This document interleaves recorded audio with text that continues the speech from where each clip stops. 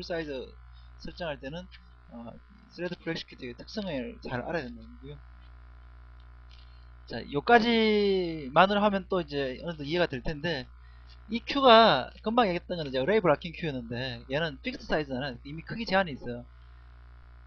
자, 근데 얘가 링크드 블락킹 큐는 내부적으로 링크드 리스트 방식이기 때문에 큐 사이즈가 제한이 없어요. 무한 큐, 인피니트 큐죠. 그리고 프라이어리티 브라킹 큐, 이것도 마찬가지예요. 프라이어리티 브라킹 큐는 내부적으로 처리를 쓰기 때문에 걔도 뭐 무한 큐라고요. 실제로 프로보스에 쓰고 있는 대부분의 큐는 다 링크드 브라킹 큐 내지는 프라이어리티 브라킹 큐거든요. 그럼 어떻게 되냐? 무한 큐이기 때문에 코어 풀 사이즈가 증가를 하죠. 그 다음부터는 큐에서 큐잉이 되죠. 큐가 풀 나야지 그 다음 맥스까지 증가하잖아요. 맥스 풀 사이즈가 아무 의미가 없어요. 실제로 아무 의미 없는 값이 되는 거예요. 그러니까 스레드 풀 엑시큐터라는 그 여기에 스레드 풀에서는 실제로 맥스 풀 사이즈가 별 의미가 없고 아주 익셉션한 케이스에서 약간 더 그 부하를 줄일 수 있는 방식으로 동작하는 아주 예외적인 어떤 그러한 값이고, 그나마도 그 무한 큐가 쓰여버리면 굉장히 대부분 다 무한 큐를 쓰게 되고, 그렇게 돼버리면 아예 맥스 사이즈가 쓸 일이 없다는 거죠. 쓸 수가 없는 구조라는 거죠.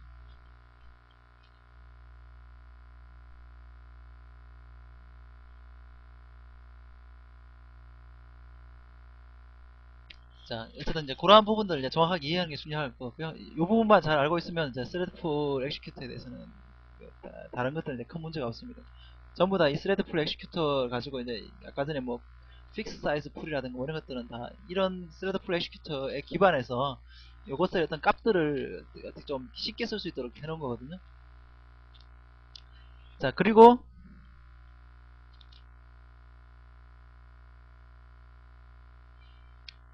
스레드 팩토리는 뭐 하는 거냐 하면은, 스레드 팩토리는 스레드를 만들 수 있는 어떤 뉴 스레드를 하면 되는데, 보통 이제 뉴 스레드 러너블 이렇게 하잖아요.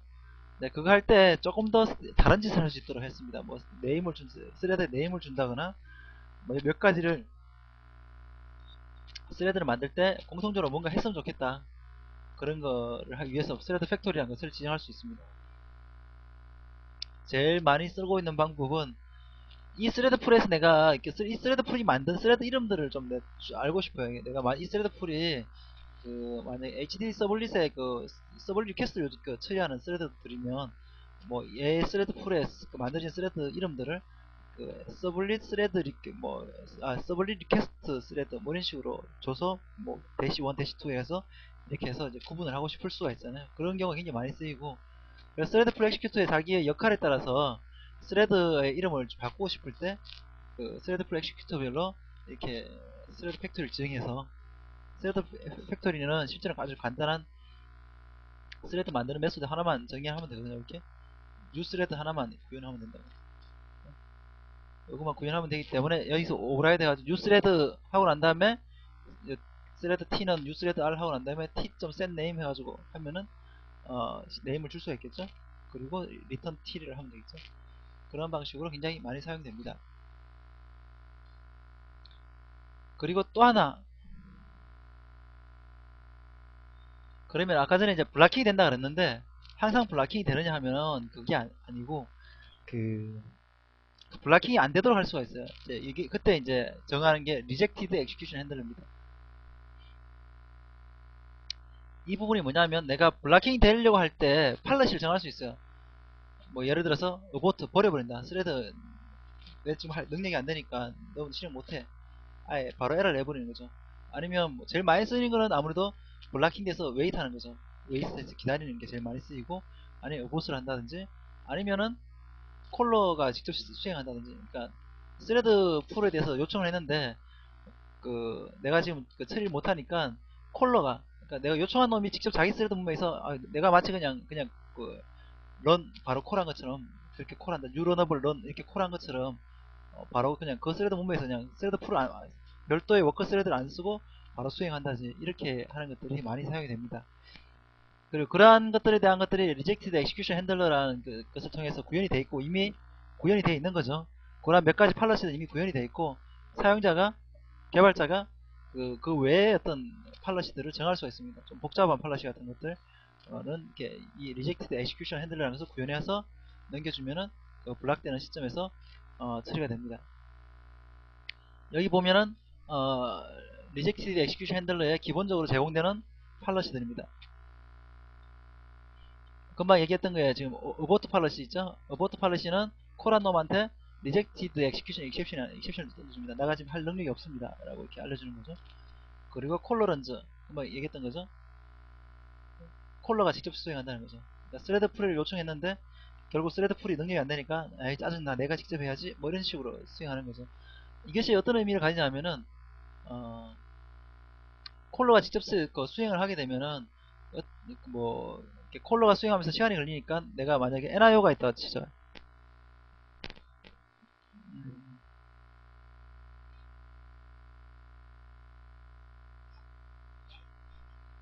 자 이제 여기 이제 만약에 그 싱글 스레드가 있어요.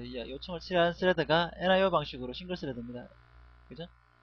NIO 방식이란 건 이제 우리가 보통 이제 실렉터 같은 저기서 멀티플렉싱 하는 쪽에서 한 명의 스레드가 계속 그 요청을 새로 들어온 놈을 읽어 드리는 거죠.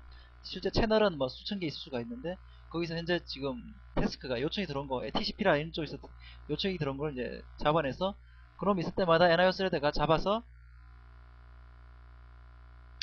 여기 스레드 풀이 쪽 있죠. 여기 스레드 풀이 아이고, 이게 풀입니다. 잘 보면 이게 여러 개의 풀이 이렇게 있는데 얘한테 요청을 합니다. 요청을 하는데 얘들이 다 비지한 거죠. 비지 아이들이 하나도 없는 거죠. 다 비지한 거죠. 얘도 비지 얘도 비지 그랬을 때 그러면은 그 다 비지하니까 아유 짜증나 내가 직접 수행하지 하면서 얘가 수행을 하게 됩니다. 내가 그 러너블 태스크를 수행하게 됩니다.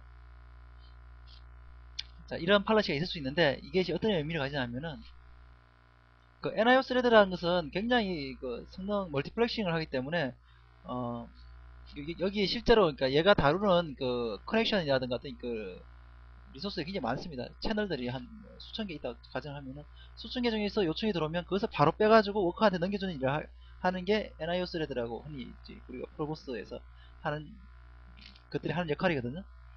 그러니까 NIO 스레드의 가장 중요한 것은 얘가 굉장히 빨리 일을 처리해야 됩니다. 얘가 하는 일은 블락킹 되지 말고 바로 큐 해주고 얘는 다음 걸 또 처리하고 이렇게 해야만이 고성능을 보장할 수 있는 거죠. 이렇게 한 명의 스레드가 하면서 장점은 스레드 컨텍스트 스위칭이 발생 안 한다는 거죠. 굉장히 유리하죠. 컨텍스트 스위칭도 발생하지 않고 굉장히 어싱하게 실렉터가 그걸 해주니까 얘가 자고 있다가 일 있을 때마다 깨워주잖아요. 그죠? 굉장히 빠르게 일을 처리할 수 있습니다.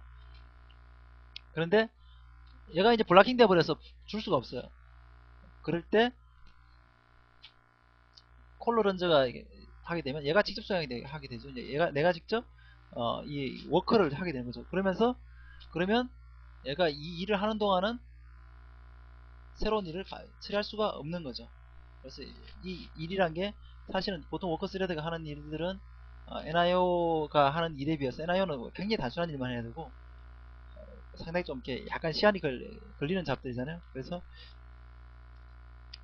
요청 처리를 못하게 되는 경우가 되는 거죠. 그러면 이쪽에 이것도 일종의 큐라고 볼 수 있는데 이 큐는 어느 큐죠? 커널 큐죠. 보통 소켓 커널 큐죠. 그 TCP 레벨의 어떤 커널 큐라고 볼 수 있는데 이쪽이 안 비워지게 되는 거죠. 일을 안 하니까.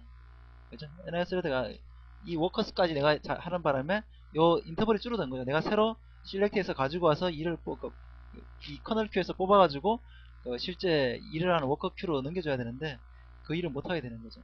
뭐 블락킹 데이스도 마찬가지겠지만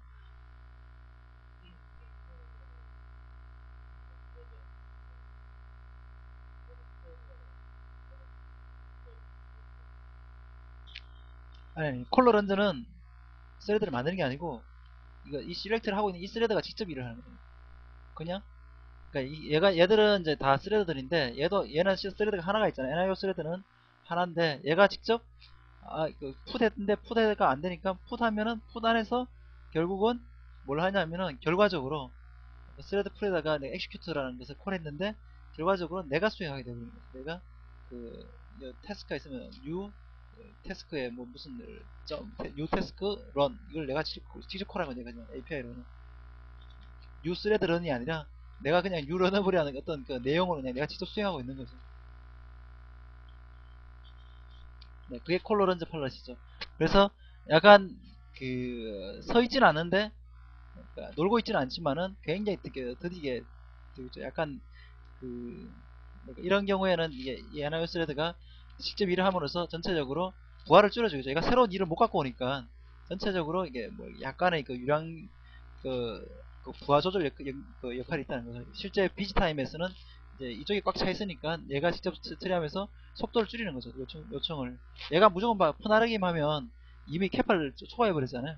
그렇다고 에러가 날 수는 없으니까 그러면 아예 요청 자체를 천천히 갖고 오는 효과를 가지고 올 수 있죠. 그거는 근데 뭐 콜로런즈가 아니라 직접 블락킹 웨이트 하고 있더라도 마찬가지겠죠. 어차피 얘가 아무 일을 못하는 거니까. 웨이실 때는 아예 아무 일을 안 하는데 그 콜로런즈일 때는 얘가 천천히 원래는 해서는 안 되는 일이긴 하지만 그걸 어쨌든 일을 하고 있는 거죠. 그게 스레드가 놀고 있는 게 아니라 NI 스레드가 천천히 직접 그 일을 도와주고 있는 그런 팔렛이라는 거죠. 자, 그게 이제 콜로런즈였고, 웨이시 없네 그런데. 뭐지 이거.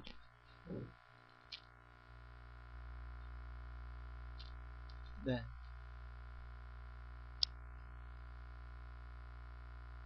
그러니까 디스카드는 기본적으로 이제 로보트랑 디스카드의 큰 차이점은 여기 보면은 얘는 그냥 잽싸게 그냥 버려버리는 거예요.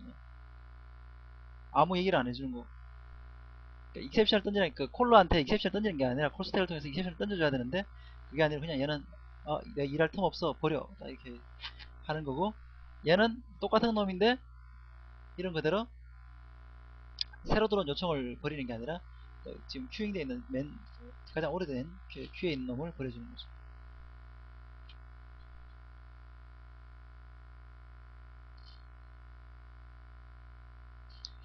자,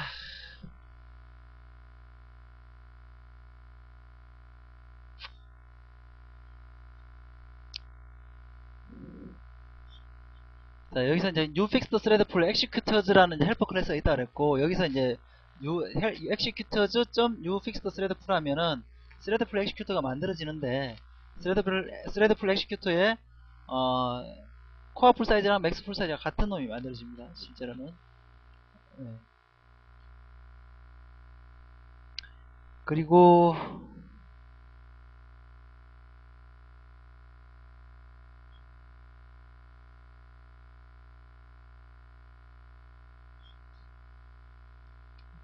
그때 아까 코어하고 맥스 말고 또 관여를 하는 게 뭐라 그랬죠? 뉴 픽스드 스레드 풀을 하게 되면은 블락킹 큐가 만들어지는데, 이 블락킹 큐는 링크드 블락킹 큐가 만들어지기 때문에 얘도 보안 큐가 만들어지는 거죠. 그러니까 실제로는 픽스드 스레드 풀은 그러니까 뭐 보통은 이제 많이 사용할 수 있을 것 같아요. 많이 사용하는데 아까 이제 맥스 자체가 큰 의미가 대부분 없기 때문에 만약에 20이라 그러면 이제 20짜리 코어 사이즈의 풀이 만들어지는 거죠. 자, 뉴 캐시드 스레드 풀은 좀 특이합니다. 캐시드 스레드 풀은 뭐냐면은 이게 지금 맞나 이게?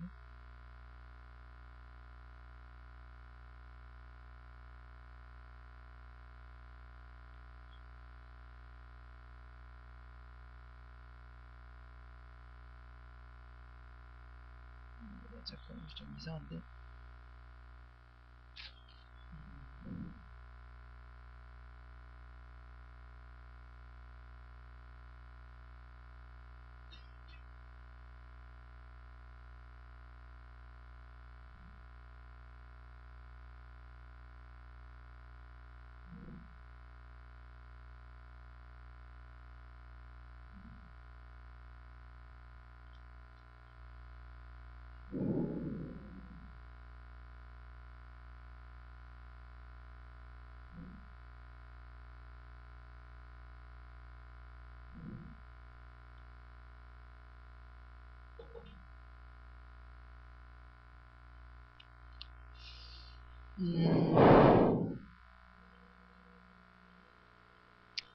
뉴 캐시드 스레드 풀은 스레드 풀인데 코어 사이즈가